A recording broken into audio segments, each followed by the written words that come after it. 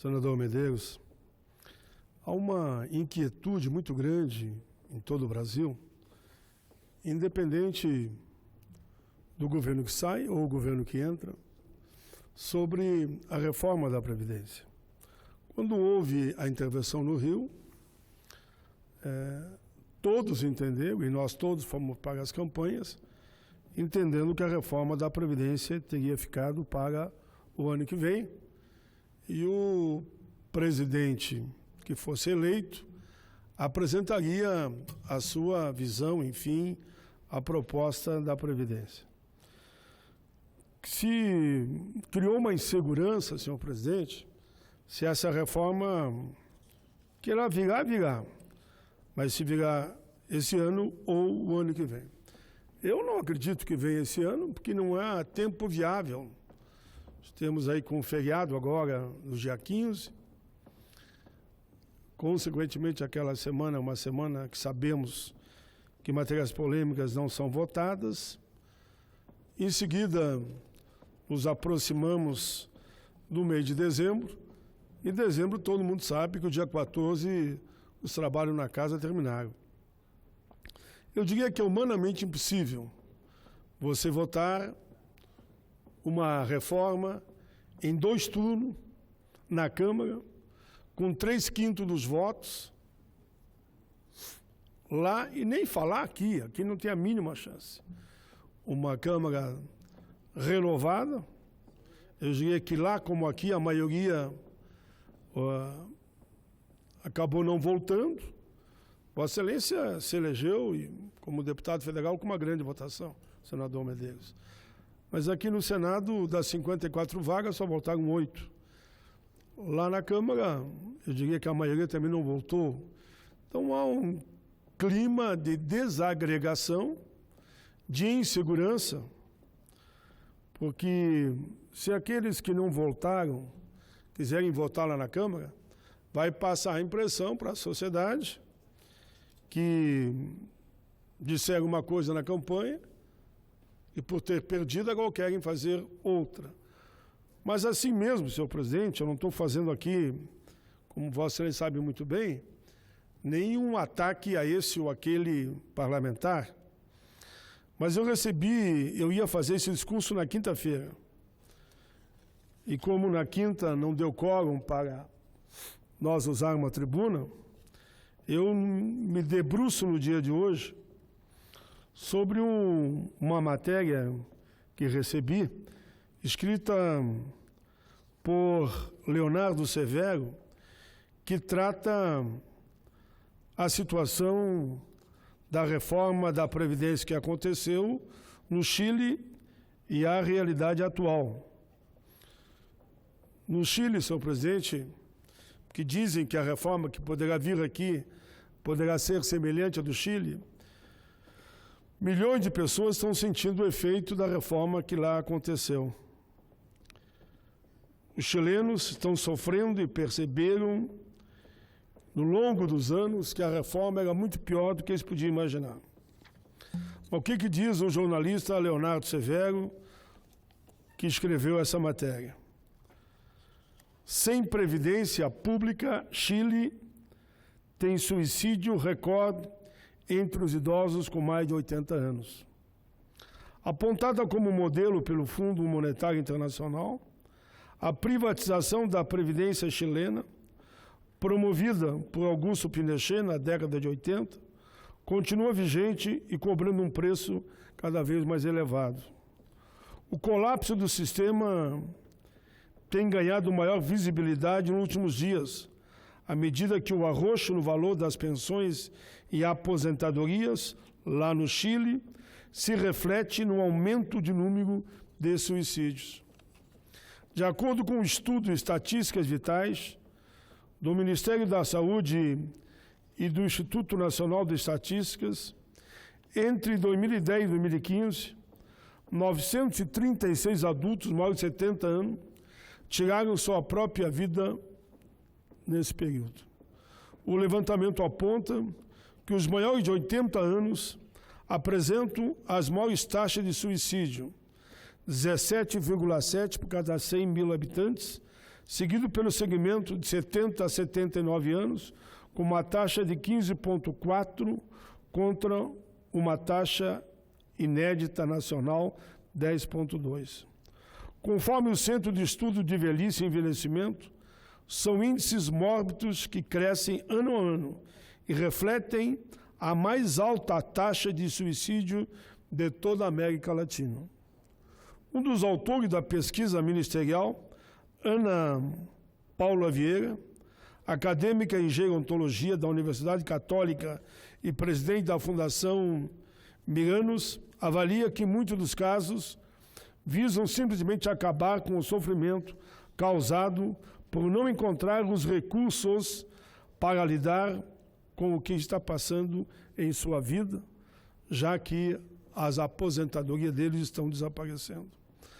O fato é que, à medida que a idade avança e os recursos para o acompanhamento e o tratamento médico vão sendo reduzidos pela própria irracionalidade do projeto neoliberal de capitalização da Seguridade, os idosos passam a se sentir cada vez mais como um fardo para os seus familiares e os seus entes queridos.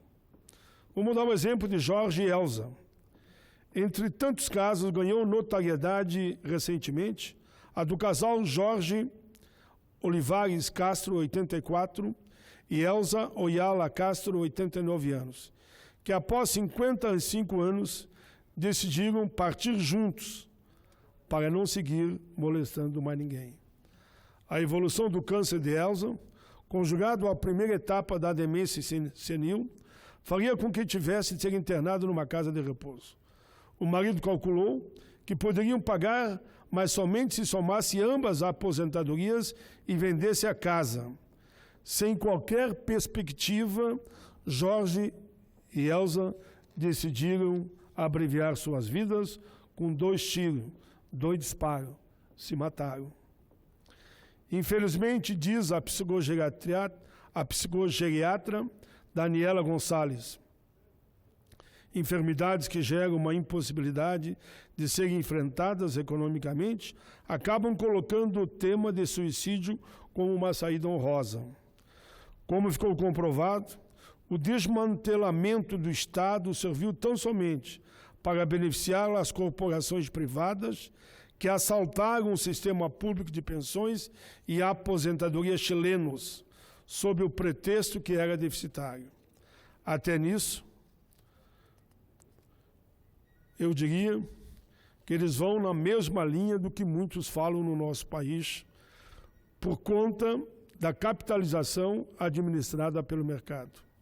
A justificativa era de que assim seria resolvido o problema fiscal e se abririam as portas do crescimento econômico. Assim foram montadas administradoras de fundo de pensão AFP, instituições financeiras privadas encarregadas de administrar os fundos e poupança de pensões. O rendimento desses fundos, com base nas flutuações do mercado, determina a quantidade de dinheiro que cada pessoa acumulará quando chegar o momento da aposentadoria. Dessa forma, com a famosa capitalização para fins de aposentadoria, integralmente bancada pelo trabalhador, milhões de pessoas foram obrigadas a entregar 10% de seus salários a arapucas especulativas, sem haver nenhuma contribuição dos empregadores nem do Estado. Assim é a Previdência no Chile. Houve crises financeiras nas que perdemos todas as economias depositadas ao longo da vida, explica os aposentados chilenos, porque ficamos sujeitos ao vai e vem do mercado. Explica isso Carolina Espinosa, dirigente da Confederação de Funcionários de Saúde Municipal Confusam e porta-voz da coordenação NOMAS-AFP. Tem mais. Atualmente, das 6 AFPs que atuam no Chile, 5 são controladas por empresas financeiras multinacionais. Principal, Financial Group, Estados Unidos, Prudential Financial, Estados Unidos, Metlifa, Estados Unidos, BG Pactual Brasil e o Grupo Sura Colômbia, que administra um fundo de 10 milhões de filiados. No total, São mais de 170 bilhões de dólares aplicados no mercado de capital especulativo, nas bolsas de Londres, Frankfurt, para serem repassados sob forma de empréstimo a usuários, aos próprios trabalhadores. O resultado prático desse mecanismo assinala a Fundação Sol, entidade que estuda as condições de trabalho no país, é que a pensão média recebida por 90% dos aposentados chilenos é de pouco mais de 60% do salário mínimo, cada vez mais insuficiente para o gasto do idoso, ou seja, praticamente meio salário mínimo. Diz mais, como sociedade, não podemos permitir que pessoas que construíram com tanto esforço esse país, se referindo ao Chile, estejam passando seus últimos anos nesse desespero, nessa tristeza. Declarou o doutor José Aravena, diretor da Sociedade de Geriatria e Gerontologia do Chile. Para quem o suicídio deveriam fazer soar, o alerta para a reflexão sobre como se está envelhecendo nesse país, ou seja, no Chile. Para ninguém é justo viver os últimos anos da sua vida sentindo-se triste e com vontade de não seguir vivendo, já que não tem como pagar sequer os remédios. Calcule o dia a dia, um gasto com saúde, aluguel, roupa, netos, filhos, apontando a dependência e a depressão entre os principais fatores do suicídio entre os idosos. Senhor presidente, eu li simplesmente esse trabalho feito por um jornalista analisando a Previdência do Chile. Eu espero, senhor presidente, que no Brasil a gente não cometa esse erro, querer copiar a Previdência no Chile, que deu totalmente errada. Os dados, os números estão aqui, não é eu que escrevi. Tem diversos jornalistas que foram ao Chile, fizeram o estudo e perceberam que foi um equívoco enorme a privatização da Previdência lá no Chile. Eu não acredito que aqui no Brasil a gente vá fazer algo semelhante, indo por esse regime de capitalização, o que, vamos resumir isso, significa privatizar a Previdência, cada um vai depositar o que bem entender numa poupança, que será chamado de fundo de pensão, o banco vai fazer as aplicações, se aplicou mal, faliu, ninguém tem nada praticamente a receber. Essa preocupação é enorme, senhor presidente. A Previdência no Brasil, digam o que digam, podem dizer o que quiserem, mas se cobrasse os grandes devedores, daria para recolher mais de R$1 trilhão, conforme os dados da Previdência. Há quem diga, não, mas se não recolher R$1 trilhão, conforme os profissionais da Receita Federal, eles disseram que recolhem no mínimo 90% da dívida, que na verdade hoje, a dívida dos grandes devedores, que é a União, chega a 2 trilhões. Mas que recolhesse 1 trilhão somente, especificamente para a Previdência, estaria resolvido o problema da Previdência. Mas depois alguns dizem, não, mas nós estamos envelhecendo. Tudo bem, pois há uma lei que já aprovamos aqui no Brasil, que é a Fórmula 8595, que a cada 2 anos vai aumentando um plus a mais, tanto na idade como tempo de contribuição. Essa lei por si só, daqui a 6 meses, por exemplo, já não será mais 85,95, já será 96,86. E aí, por essa lógica, nós vamos mantendo a Previdência equilibrada. Se parar de dar perdão para os grandes devedores, combater a sonegação, combater a fraude, combater os refis que é feito aqui mesmo, dos grandes, e executar aqueles que devem, e combater a sonegação, não permitir mais a apropriação indébita, que retira 30 bi todo ano, a DRU, que retirou 1,5 trilhão, por que não aprofundam esse debate? Eu me coloco à disposição de pegar um estudo que nós fizemos na Previdência, que foi aprovado por unanimidade, e conversar com aqueles que têm uma visão diferente e que dizem que a Previdência não tem volta. A Previdência brasileira é viável. Eu estou aqui há 32 anos no Congresso. Desde o primeiro ano que cheguei aqui me diziam isso. Eu ia mostrando que a Previdência era superavitária. E nunca houve uma reforma radical como essa, porque não foi preciso. Não foi preciso.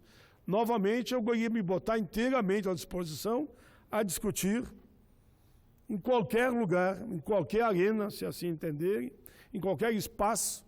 Vamos pegar os dados da CPI da Previdência e nós vamos apontar o caminho que não precisa querer que a mulher e o homem se aposentem somente depois de 49 anos de contribuição, só depois de 65 anos de idade.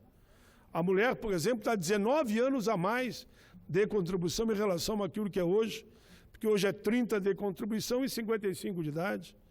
O homem é 60 de idade e 35 de contribuição. Esse é o apelo que eu faço, senhor presidente, me colocando inteiramente à disposição para discutir com quem quiser discutir esse tema, para que a gente execute os que não pagam, que devem, os que sonegam, os que desviam, os que se apropriam, apropriação indébita, repito, e aqueles que via DRU retiraram 1,5 trilhão da nossa Previdência. A Previdência no Brasil é viável. Basta bom senso, basta o equilíbrio, que a própria fórmula, que hoje é 85-95, e que ela por si só vai se reajustando, ela resolve o problema da Previdência. Me parece que algumas pessoas não leram, não viram que existe uma lei que vai atualizando já, de forma que a gente vai envelhecendo e vai dando a sustentação devida, ajustando o número de anos em matéria de contribuição e também na própria idade. Era isso, senhor presidente. Agradeço muito a Vossa Excelência por ter me concedido esses 20 minutos para que eu falasse de forma tranquila sobre a Previdência e que a gente faça, o ano que vem, um debate qualificado, no alto nível, na Câmara e no Senado, e apontar caminhos que, para mim, a Previdência é de gestão, é de fiscalização, é de combater a sonegação e cobrar dos grandes devedores. Obrigado, presidente.